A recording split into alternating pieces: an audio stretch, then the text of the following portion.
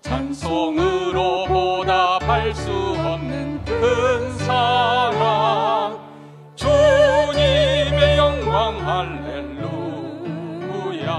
형제 자매 모두 함께 모여 찬송해. 주님의 영광 할렐루야. 하나님의 자녀여 크게 찬송 부르며 밝고 거룩한 길로 기쁨으로 나아가 주의 보좌 앞으로 속히 들어가겠네. 주님의 영광 할렐루야. 우리 바른 그 큰 은혜 말할 수 없네. 주님의 영광 할렐루야. 기쁜 찬송 부르면서 천국 가겠네. 주님의 영광 할렐루야. 하나님의 자녀여 크게 찬송 부르며 밝고 거룩한 길로 기쁨으로 나아가 주의 보좌 앞으로 속히 들어가겠네. 주님의 영광 할렐루야. 잠시 후에 우리 모두 주를 보겠네. 주님의 영광 할렐루야. 영광스런 보좌 위에 거룩하신 주, 주님의 영광 할렐루야. 하나님의 자녀여 크게 찬송 부르며 밝고 거룩한 길로 기쁨으로 나아가 주의 보좌 앞으로 속히 들어가겠네. 주님의 영광 할렐루야. 만국 백성 천국에서 소리 높여서 주님의 영광 할렐루야. 영원토록 주의 공로 하겠네. 주님의 영광 할렐루야. 하나님의 자녀여 크게 찬송 부르며 밝고 거룩한 길로 기쁨으로 나아가 주의 보좌 앞으로 속히 들어가겠네. 주님의 영광 할렐루야.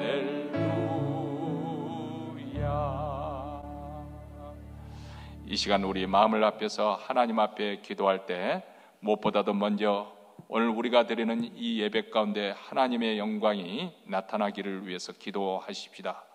우리 교회뿐만 못 드리는 모든 교회들, 특히 한인교회, 주님의 임재가 생생하게 느껴지고 하나님을 경험하며 하나님을 만나는 흔적을 안고 돌아갈 수 있도록 주님의 영광을 혁혁히 저희들 가운데 나타내 주시옵소서. 주님의 영광이 압도되는 주일 예배가 이루어지도록 위해서 기도하겠습니다. 두 번째로는 우리가 기쁜 성탄절을 맞이했지만은 우리 교우들 가운데 또 이 사회 또 세계 곳곳에 여전히 어둠의 그늘이 드리우고 또 많은 아픔과 고통 속에 있는 분들이 있습니다. 또 억압과 포악 속에서 불의와 부정을 보면서 신음하고 있는 많은 어려움을 겪는 그 땅에도 우리 하나님의 나라가 힘있게 임하게 하시고 복음이 땅끝까지 특별히 우리 북한 동포에까지 전파되어 하나님 그 땅에도 하나님의 나라가 통치가 이루어지고 하나님의 의와 평강과 그리고 공의로움이 통치하는 귀한 나라가 하루속히 그 나라에 하나님 나라가 임할 수 있도록 그 땅을 위해서도 기도하십시다. 세 번째로는 또 우리 자신과 우리 가정에 소원하는 기도 제목을 아뢰면서 우리 교우들 가운데 어려움 가운데 있는 분들, 특별히 병석에 누워 계시고 또 바깥 출입이 어려운 여러 아프신 권사님들 분들을 위해서 또 하나님의 평강이 임하고 치유와 회복의 역사가 나타날 수 있도록 이러한 기도 제목을 가지고 다 함께 통성으로 하나님 앞에 기도하겠습니다. 자비로우시고 은혜로우신 하나님 아버지, 오늘 이렇게 복된 주일을 맞이하여 하나님의 백성들 그리스도의 피를 힘입어 은혜의 보좌 앞에 나왔습니다. 하나님의 이름을 부르며 찬송과 영광을 돌리는 이 예배 가운데 우리 하나님의 영광과 거룩이 나타날 저희들을 압도하여 주시옵기를 원합니다. 하나님의 거룩의 빛에 사로잡히는 주일 예배가 이루어지기를 원합니다. 우리 교회뿐 못 드리는 모든 교회들, 특별히 우리 한인교회 주님의 영광이 혁혁이 나타나 주님의 임재가 아버지 생생하게 느껴지게 하여 주시옵시고, 하나님을 경험하고 인생의 전환점이 일어나게 하여 주시고, 하나님을 만나는 흔적을 안고 돌아갈 수 있도록 우리 하나님의 영광이 나타나는 주일 예배가 되어지기를 원합니다. 하나님 아버지, 오늘 이 시간에 특별히 아버지 아직 우리 교우들 가운데 또 이 사회의 우리 국가 민족과 나라에 아버지 많은 나는 어려움을 겪고 고통을 받고 있는 사람들이 너무나도 많이 있습니다. 우리처럼 함께 기쁨으로 성탄절을 맞이하고 있는 그 땅에도 하나님 나라가 임하게 하시고 하나님의 통치가 아버지 이루어지게 하여 주시고 하나님의 공의하심과 하나님의 사랑이 임하게 하여 주셔서 우리 북한 땅에도 소망 있는 인생이 되게 하여 주셨기를 간절히 원하고 기도합니다. 자비로우시고 은혜로우신 우리 하나님 아버지, 아버지 하나님 우리 가운데 또 어려움 가운데 있는 교우들이 있습니까? 하나님 아버지, 오늘 또 함께 하시고 치유하시고 만나주시길 원합니다. 2024년 기도 제목을 가지고 우리 가정의 기도 제목으로 자녀들을 위해서 축복하며 기도하고, 또 아버지 하나님 우리 가정의 직장과 사업대와 우리의 장래 노후의 삶의 모든 것을 하나님께 의탁하며 기도하는 성도들을 주께서 기도를 들으시고 그들에게를 평탄하게 하시며 형통하게 하여 주시고, 오늘 또 우리 기도를 통해서 하나님의 치유와 회복의 역사가 나타나는 능력의 순간이 이루어지는 아버지 하나님의 주일 예배가 이루어지도록 우리 하나님 도와주시고, 오늘 예배를 통해서 하나님의 선하심을 맛보게 하여 주시옵기를 간절히 원하고 기도하오니 오 하나님 아버지 도와주시옵기를 원합니다.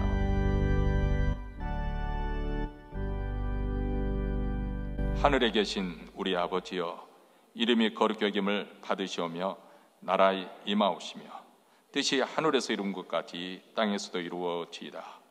오늘날 우리에게 일용할 양식을 주옵시고, 우리가 우리에게 죄진 자를 사하여 준 것 같이 우리 죄를 사하여 주옵시고, 우리를 시험에 들게 하지 마옵시고 다만 악에서 구하옵소서. 대개 나라와 권세와 영광이 아버지께 영원히 싸움나이다. 아멘. 이제 하나님 말씀 보겠습니다. 하나님의 말씀은 마태복음 2장 1절부터 6절 말씀입니다. 우리 한 목소리 읽겠습니다. 헤롯 왕 때 예수께서 유대 베들레헴에서 나심에 동방으로부터 박사들이 예루살렘에 이르러 마르되, 유대인의 왕으로서 나신 이가 어디 있느뇨? 우리가 동방에서 그의 별을 보고 그에게 경배하러 왔노라 하니, 헤롯 왕과 온 예루살렘이 듣고 소동한지라. 왕이 모든 대제사장과 백성의 서기관들을 모아 그리스도가 어디서 나겠느냐 물으니, 가로되 유대 베들레헴이오니 이는 선지자로 이렇게 기록된 바, 또 유대의 땅 베들레헴아 너는 유대 고을 중에 가장 작지 아니하도다. 내게서 한 다스린 자가 나와서 내 백성 이스라엘의 목자가 되리라 하였음이니이다. 아멘. 사람들은 별로 중요하지 않은 그런 시시한 인생을 사는 사람들을 별 볼 일 없는 인생이라고 그렇게 폄하를 하거나, 아니면 사남하는 인생, 그런 인생을 계속 별 볼 일 없는 인생이라고 그렇게 비하해서 말하기도 합니다.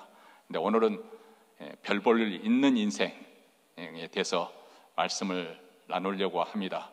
물론 별 볼 일 있는 인생이라는 것이 뭐 다른 거 뭐 있겠습니까? 밤하늘에 별을 보게 되면 별 볼 일 있는 인생이 되겠지요. 그런데 오늘 말씀은 특별히 그냥 별이 아니라 광명한 새벽별을 보는 인생, 별 볼 일 인생이 아닐까, 오늘 말씀을 나누려고 합니다. 요한계시록 22장 16절에 보면은, 나 예수는 교회들을 위하여 내 사자를 보내어 이것들을 너에게 증언하게 하였노라. 나는 다윗의 뿌리요 자손이니 곧 광명한 새벽별이니라 하시더라. 예수님이 광명한 새벽별이다, 그렇게 말합니다. 아주 밝은 새벽별이다. 죄의 깊은 잠에 빠졌던 우리 인생을 경성시키는, 깨우쳐 주시는 별이 되시고, 절망 가운데 있는 인생에 희망의 빛을 비추는 별이 되어 주십니다. 무력 한가운데 삶의 의욕을 일으켜 세워주시는 별이십니다. 그리고 두려움과 불안 가운데 떨고 있는 인생을 향하여 용기를 주시는 그런 광명한 새벽별이 되신다. 여러분, 지난 인류 역사 속에서 보면 수많은 사람들이 이 광명한 별 대신 새벽별 예수 그리스도를 만남을 통해서 새로운 출발이 이루어지고 새로운 인생을 살게 됐던 것을 우리는 알게 됩니다. 그들은 예수님을 만남으로써 인생, 왜 살아야 되는지, 인생의 목적과 무엇을 위해서 살아야 되는지, 그 방향, 어디로 행할 것인지 그것을 설정하게 된 것을 우리가 볼 수가 있습니다. 여러분, 우리가 살고 있는 이 시대는 당장 눈앞에 펼쳐지는 그런 어떤 현실의 실리와 그리고 유익을 위해서 쫓아가는 그런 시대에 살고 있습니다. 특별히 오늘 비주얼 시대가 있지 않습니까? 눈에 보이는 것, 특히 돈과 재물, 그리고 인기와 권력, 재미, 쾌락을 욕망하면서 그것을 추구하고 있습니다.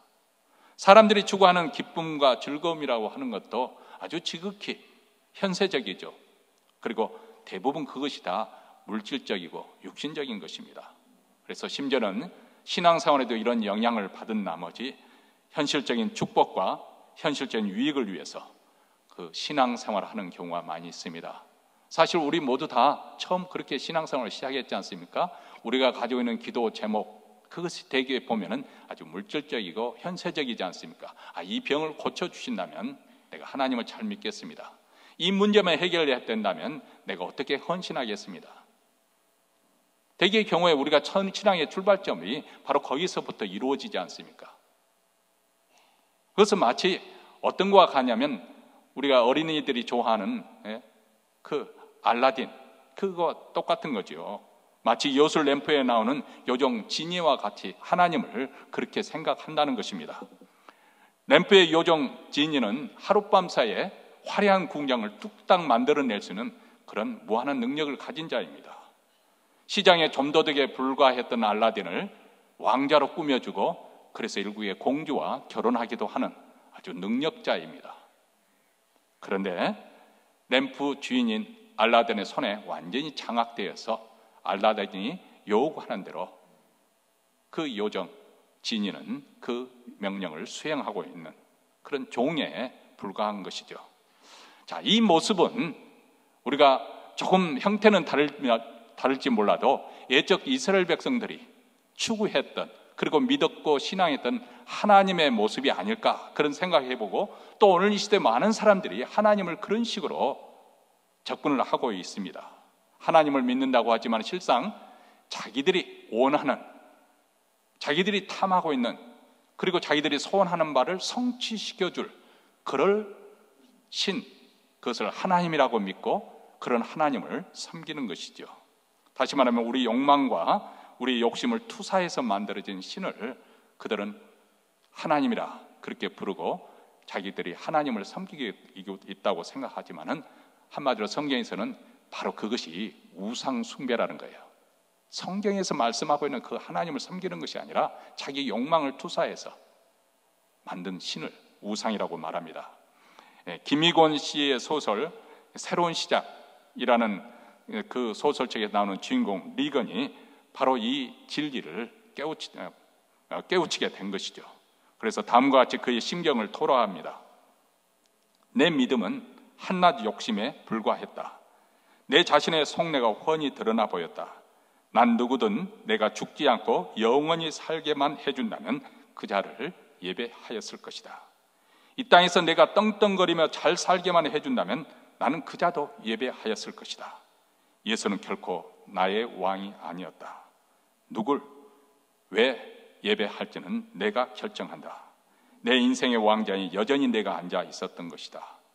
오 예수님, 제가 도대체 무슨 짓을 한 것입니까?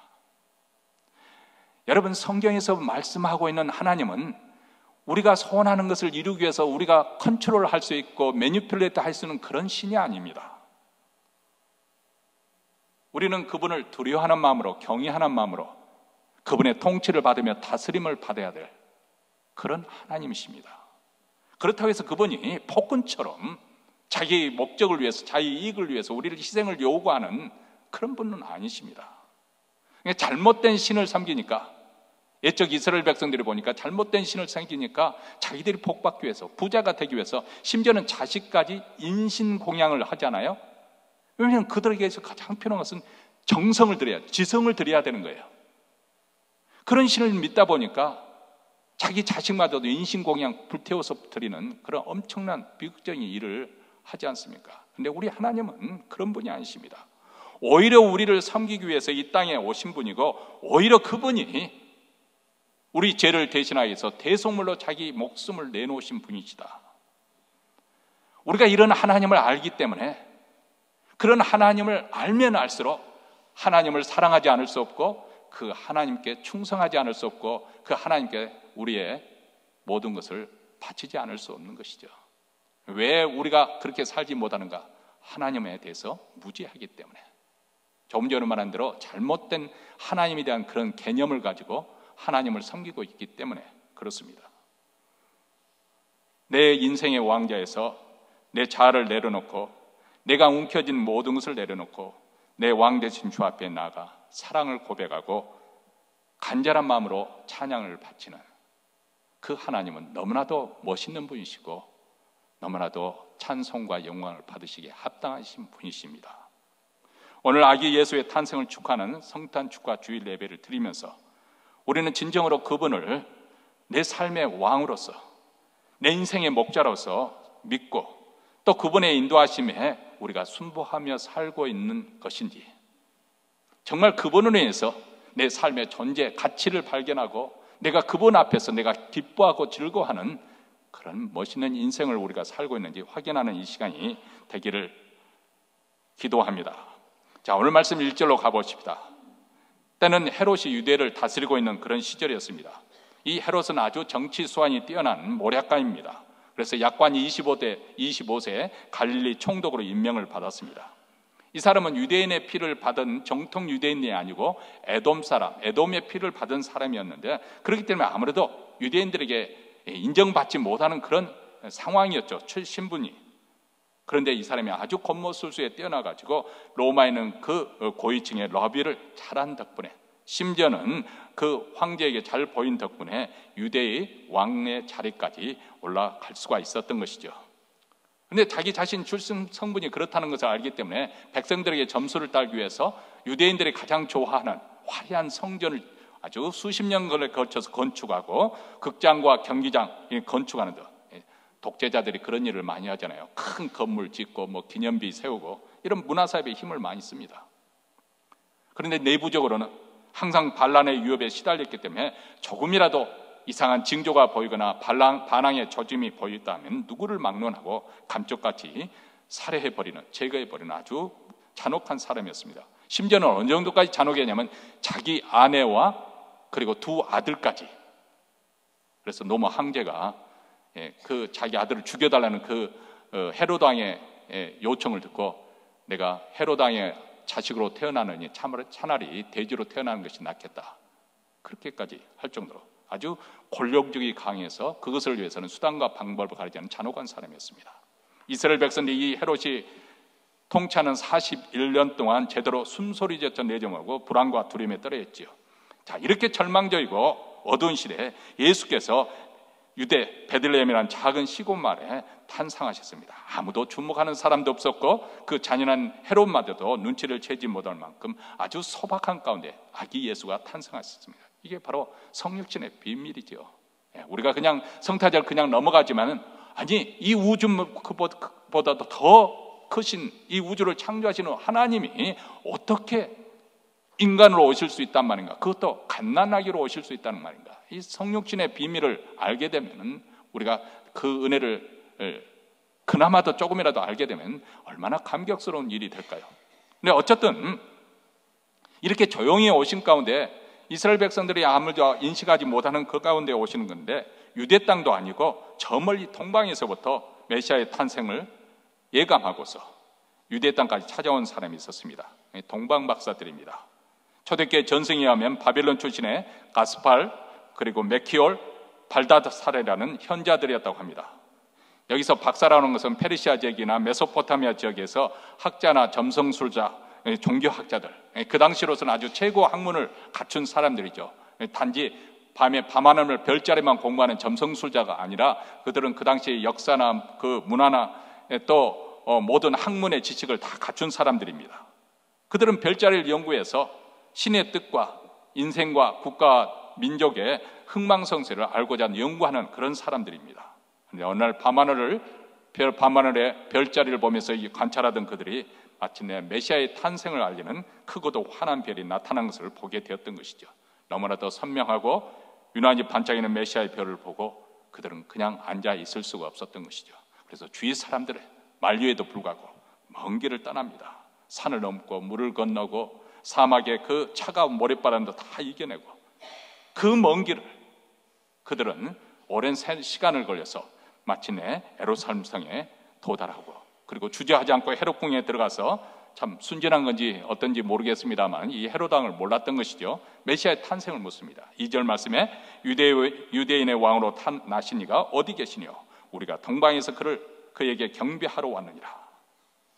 자, 여기서 우리가 한 가지 우리가 생각해 보아야 될 것이 있습니다. 이 동방박사들에서 우리가 이 크리스마스 성탄절을 맞아서 무엇을 배울 수 있을 것인가? 교훈이 무엇인가? 그것은 바로 진리를 향한 순수한 열정과 진심입니다. 요즘 시대 사람들은 진리 그따위 것은 개나 줘버리라, 그런 시대에 우리 살고 있어요. 돈으로 모든 것을 다 가치청대로 아주 평정을 해버렸지 않습니까? 그런데 진리를 위해서, 영원한 진리를 위해서 열정을 가지고 희생하고 충성하는 그들의 모습입니다. 여러분, 예나 지금이나 사람들은 자기들에게 현실적인 이익되는 것은 아주 희생을 마다하지 않고 투자를 합니다. 19세기 중반에 캘리포니아에 금맥이 발견됐다는 소식을 들리자 수많은 사람들이 행제의 꿈 안고 서부로 금을 캐기 위해서 달려왔죠. 그 골드러시 절정이 1849년이었어요. 가장 많은 사람들이 이 캘리포니아에 몰려왔습니다. 그래서 샌프란시스코 49ers 풋볼팀 그 이름이 거기서 온 것입니다. 1849년에 가장 많은 사람들이 올라온 거죠. 그들은 여러 가지 기후 악조건과 계곡에 숨어있는 인디안들의 위협 속에서 목숨을 걸고 서부를 향했습니다. 그것은 그 모든 수고를 감수하고서라도 황금을 발견하기만 한다면 말 그대로 팔자를 고칠 줄 알고 남은 여생 내가 화롭게 안락하게 살 것이다, 그런 기대감이 있었습니다.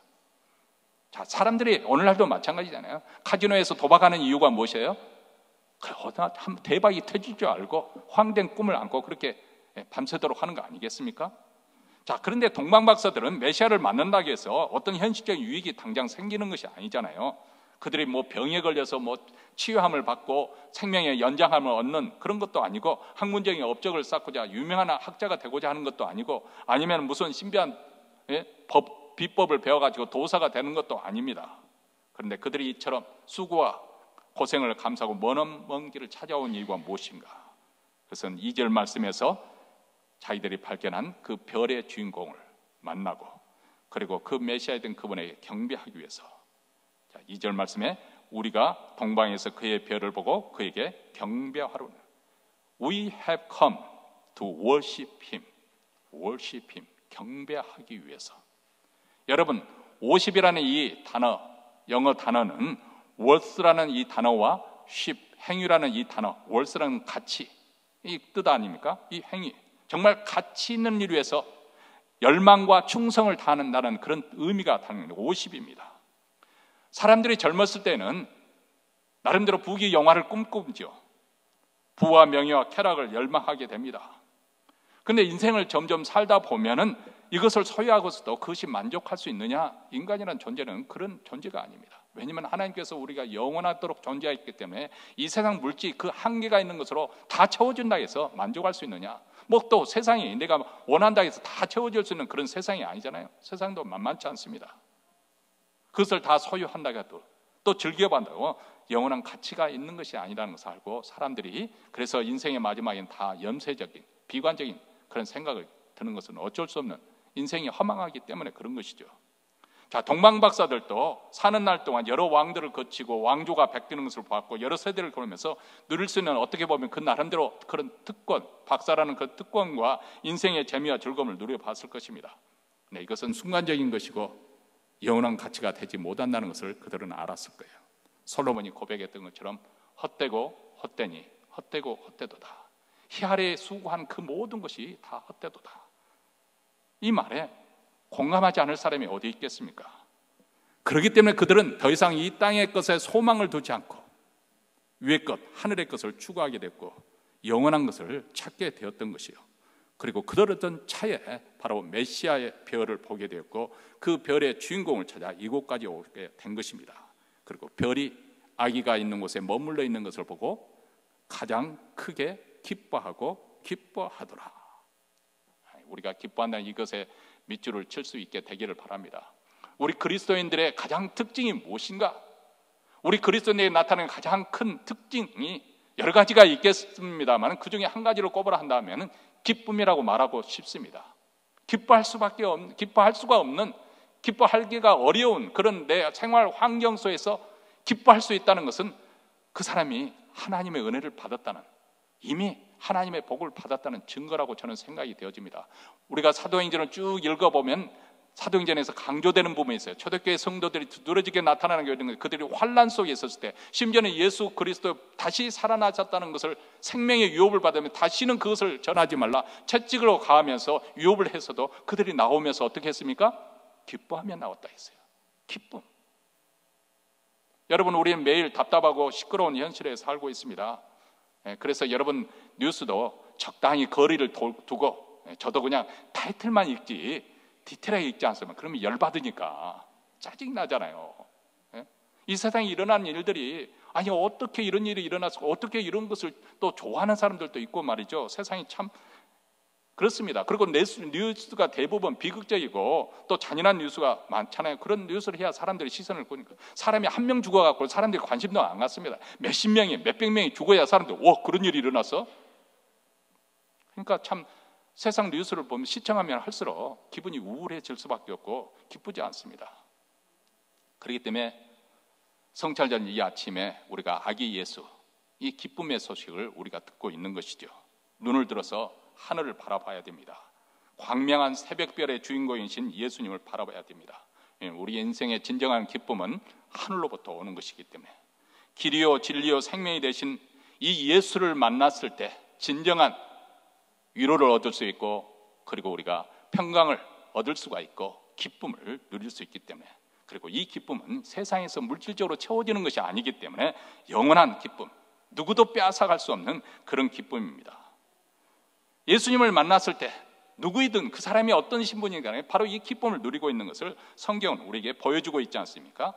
그런데 왜 우리가 예수님의 탄생을 그렇게 기토록 기뻐해야 되는 것인가? 6절 말씀에 그것을 설명해 주고 있습니다. 우리 한 목소리로 6절 말씀을 읽도록 하겠습니다. 6절. 또 영상이 이제 주일학교 프로그램 때문에 영상이 준비 안 된 것 같습니다. 제가 읽겠습니다. 또 유대 땅 베들레헴아, 너는 유대 고을 중에 가장 작지 아니하도다. 내게서 한 다스리는 자가 나와서 내 백성 이스라엘의 목자가 되리라 하였습니다. 내게서 한 다스리는 자, 통치하는 자가 나올 것인데 바로 베들레헴에서 출생할 것인데, 여기에 보면 예수님을 통치하는 왕으로서 이렇게 오신다는 것을 말씀을 하고 있습니다. 그는 세상의 열왕과 그렇다고 해서 다릅니다. 세상의 열왕은 자기의 권력을 지키기 위해서, 자기 기득권을 지키기 위해서 수단과 방법을 불사하고, 심지어는 폭력과 전쟁과 세금과 억제를 불사하고 이렇게 사람들을 억압하면서 통치를 하려고 합니다. 자신의 이익과 영광을 위해서 백성들을 이용하고 그리고 동원을 하지요. 헤로드 왕은 백성들을 폭력과 음모와 술수로 다스렸기 때문에 백성들에게서 항상 공포, 두려움의 대상이었고 근심과 슬픔을 안겨주는 자가였습니다. 근데 우리 예수님은 섬김의 왕으로서, 평화의 왕으로서, 심지어는 자기의 생명을 희생하고 백성을 구원하시기 위해서 겸손과 희생, 사랑과 공평, 그것이 바로 예수님의 통치의 대명사입니다. 우리에게 생명과 자유와 평강을 넘치도록 부어주시기 위해서, 우리에게 인생의 목적을 주고 삶의 의미를 발견하도록 하기 위해서, 그래서 우리의 삶의 그 느낌, 내가 살고 있는 그 기쁨, 그것을 누리도록 하기 위해서, 기쁨과 감사가 넘치도록 하기 위해서 이 땅에 오셨습니다. 그분은 우리의 선한 목자가 되어주신다, 그렇게 말씀합니다. 우리는 목자라면 별로 연상이 되지 않지만 유대 사람들에게는 양치는 유목민들이기 때문에 목자라는 이미지가 너무나도 생생하게 피부에 와 닿죠. 그런데 우리 인생은 마치 양과 같아요. 양과 같이 때로는 무지하고 연약하고 어리석은 존재이기 때문에 반드시 양에게는 목자가 필요하듯이 우리에게도 목자가 필요합니다. 여러분, 사람이 사실 모든 피조물 중에서 가장 뛰어난 만물의 영장이기는 합니다. 그래서 우리는 착각하기를 내 힘과 내 지혜로 내 인생을 마음껏 즐길 수 있다고, 원하는 대로 그렇게 잘 살 것이라고 생각하지만 실제 우리 삶이 그렇게 만만치 않다는 것 우리가 다 아시지 않습니까? 어떨 때는 지혜롭고 정말 명석하고 능력이 많은 존재인 것처럼 하지만은 한 치 앞도 내다보지 못하는 그런 무지몽매한 존재가 바로 우리 인생이라는 거 우리가 경험하고 있지 않습니까? 그런데 이처럼 연약하고 부족한 우리 인생에 목자가 되어주시기 위해서 예수님께서 이 땅에 오신 것입니다. 우리에게 생명의 꼴을 공급해 주시는, 그리고 그분은 상한 갈대도 꺾지 아니하시고 꺼져가는 그 심지도 끄지 아니하시는 그런 온유한 목자입니다. 그분은 우리의 인생의 짐, 수고하고 무거운 그 죄의 짐을 지고 허덕이는 우리의 짐을 대신 져주기 위해서 사랑의 목자로 이 땅에 오셨습니다. 우리의 더러운 발을 친히 씻어주시고 허물을 대신 담당해 주시는 섬김의 목자로서 무엇보다도 죄와 사망의 그 사슬로부터 해방시켜 주시기 위해서 목자로 이 땅에 오셨습니다. 여러분, 세상 겉모양은 목자인 채 그렇게 선한 목자인 것처럼 모양을 꾸미고 나타나지만 결정적인 순간에 싹군이나 이리로 돌변하는 경우가 얼마나 많습니까? 그런데 우리 주님은 자기의 소중한 목숨까지도 양들을 위해서 내어주셨습니다. 희생해 주셨습니다. 요한복음 10장 10절과 11절에 내가 온 것은 양으로 생명을 얻게 하고 그 생명을 더 풍성하게, 우리로 하여금 영생의 삶을 더 풍성하게 누리려고 하도록, 나는 선한 목자라 선한 목자는 양들을 위하여 목숨을 버리거든요. 사실 양들이 사람을 위해서 자기 고기도 내어주고 뼈도 내주고 뭐 털도 내주고 다 그렇습니다만, 그런데 예수님은 어떤 목자냐?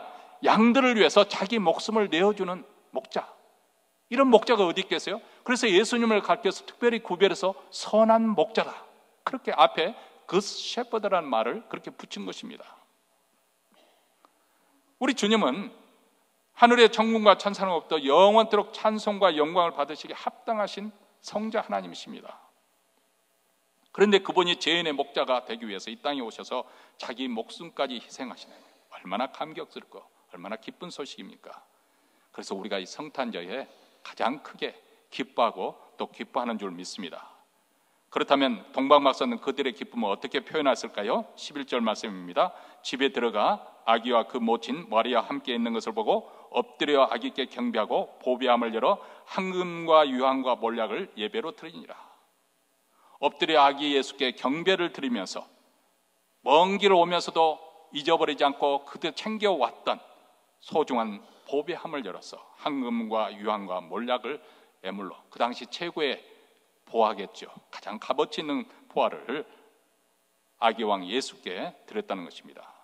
이 예물은 예수님의 사역과 신분을 잘 설명해 드러내주고 있습니다. 황금이라고 하는 것은 그의 왕권, 예수 그리스도에서 왕권을 상징하는 예물이고, 유황은 대제사장으로서 하나님과 인간 사이의 중보자가 되실 것을 예고하고 있는 그런 보화입니다. 또 몰약은 온 인류의 죄를 한 몸에 지시고 죽으실 희생양. 그 당시 유대인들이 사람이 죽으면 이 몰약을 넣어가지고 부패하지 않고 냄새를 제거하고 부패하지 않도록 그렇게 넣어주는데, 희생양, 어린 양이 되실 예수 그리스도를 예고하고 있는 것이죠. 그리고 이 예물을 출발할 때부터 준비해 왔다는 것을 알 수가 있습니다. 여러분, 성탄 주일을 맞이하는 이 아침에 우리는 어떤 마음의 자세로 우리 하나님께 나오는지 한번 스스로 우리 자신을 성찰해 볼 수 있게 되기를 바랍니다.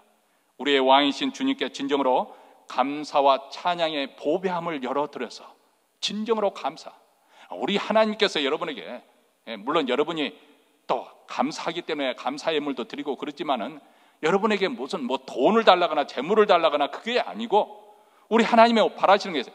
우리의 마음을 원하시는 거예요.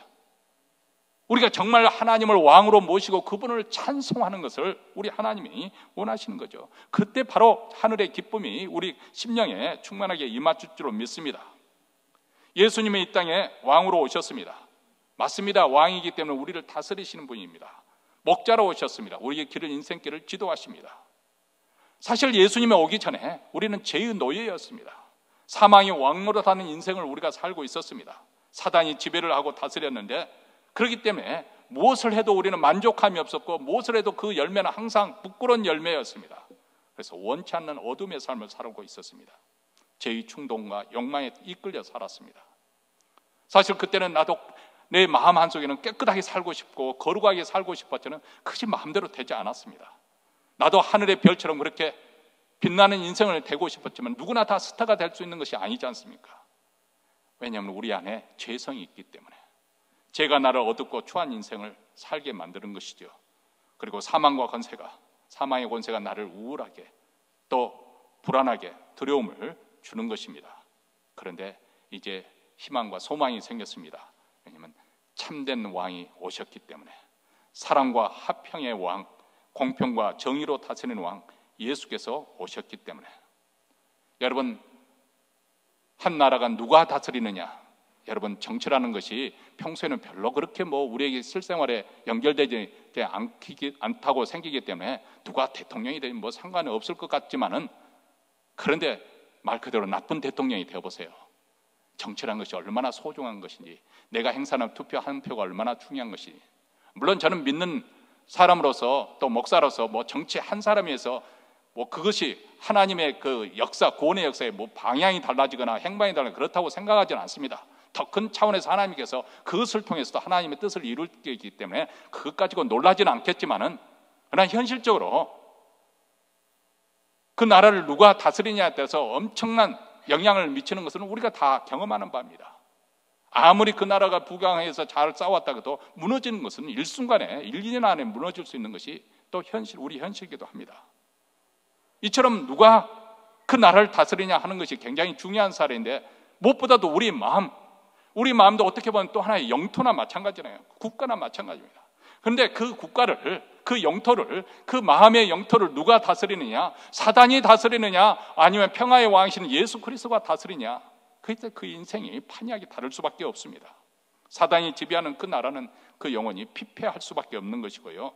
그러나 예수께서 우리 마음에 들어오셔서 우리 인생을 다스리시면 그런 화평이 이루어지고 평강이 강처럼 흘러넘치게 되고, 우리의 골수가 기름진 것처럼 우리 삶도 풍요롭고 부유하게 됩니다.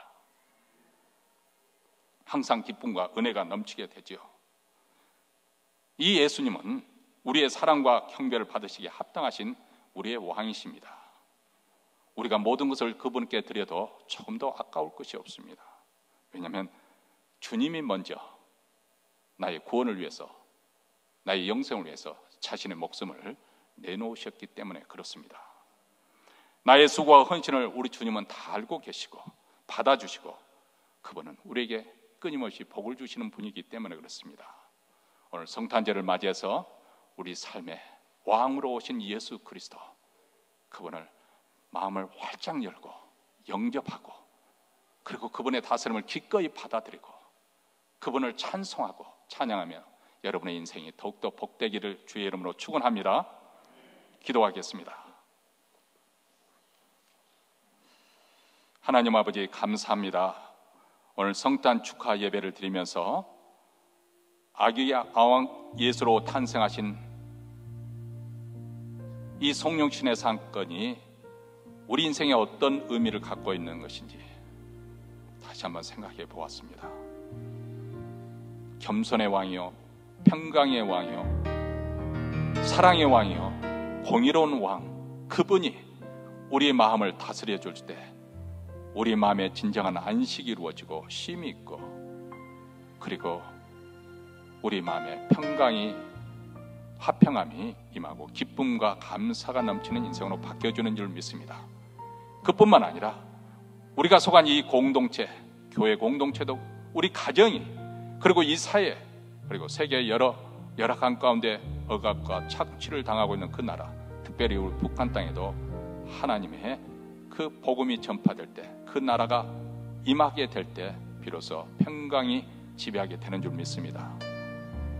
평강으로 오신 예수 그리스도를 우리가 나의 구세주로, 나의 주님으로 영접하고 환영합니다. 나의 남은 여생 그 주님의 지배와 그 주님의 다스림 속에, 통치 속에 살아가기를 원하오니 주여 내 마음의 왕자에 좌정하여 나를 다스려 주시옵소서. 오늘 이 시간 감사하는 마음으로 준비한 예물, 성탄 축하 예물, 또 그 밖에 11조와 감사헌금으로 여러 가지 항목으로 주님께 예물을 드립니다. 주님 받아주시옵시고 이 평강의 복음이 땅끝까지 전파되게 하옵시고 특별히 우리 북한 땅끝까지 전파되게 하여 주시옵소서. 우리 구주 예수 그리스도의 이름으로 기도하옵나이다. 아멘. 우리 다 함께 일어나셔서 찬송가 109장 우리 아이들과 함께 부르겠습니다. 1절은 우리 자녀들 또 영어권 있는 사람들을 위해서 함께 영어로 불러보도록 하겠습니다.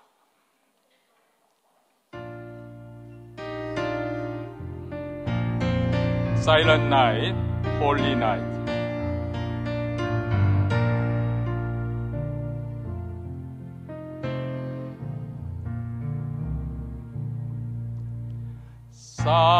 Silent night, holy night, holy sky, holy star, round you virgin mother, on your virgin mother and child, holy infant, holy infant, so tender and mild, sleep in heavenly peace, sleep in heavenly peace. 고요한 밤, 거룩한 밤, 고요한 밤, 거룩한 밤, 어둠에 묻힌 밤, 주의 부모 앉아서 감사 기도 드릴 때 아기 잘도 잔다, 아기 잘도. 우리 이제는 우리 구주 예수 그리스도의 은혜와 하나님 아버지의 무한하신 사랑과 성령의 교통하심이 주 예수 탄생을 기뻐하는을 입은 모든 백성들, 그 가정과 기업과 교회 위에 영원토록 함께 있을지어다. 아멘.